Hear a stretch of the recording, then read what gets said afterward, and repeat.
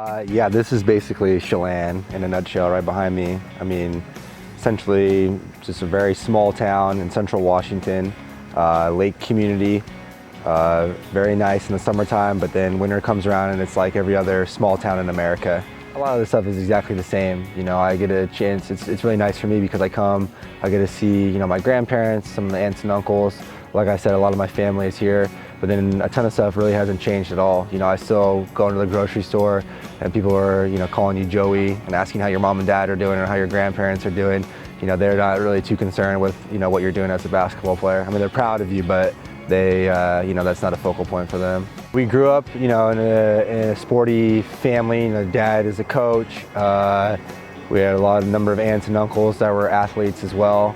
And so my sisters, we all kind of played a lot of the same sports growing up. With him being the only boy in the house, I think sometimes the girls would try to take advantage of that a little bit, but he wouldn't let them.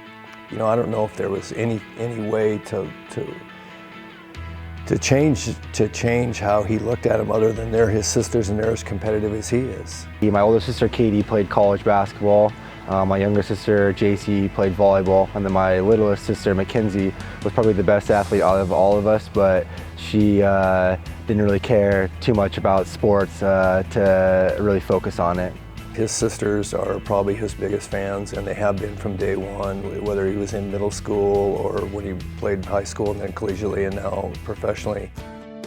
My dad, has had the biggest influence on me just as a person and as a basketball player. He coached for a number of years, had a lot of success. Pretty fortunate to have your family follow you through your hoop journey, and Joe was fortunate enough to be in the gym with me from the time he was almost could walk. Following him to practices, to clinics, to camps. We had some great moments on the court together that you just cherish extremely, but for the most part, I would not trade it for anything in the world. I loved coaching Joe.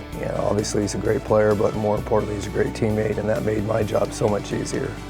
For me to come back home now and have this camp, have him help out, it's pretty awesome just to see it all kind of come full circle. I think the biggest thing is he's really never lost sight of where he came from or who he was when he was in this building, and he's never let his success get to him.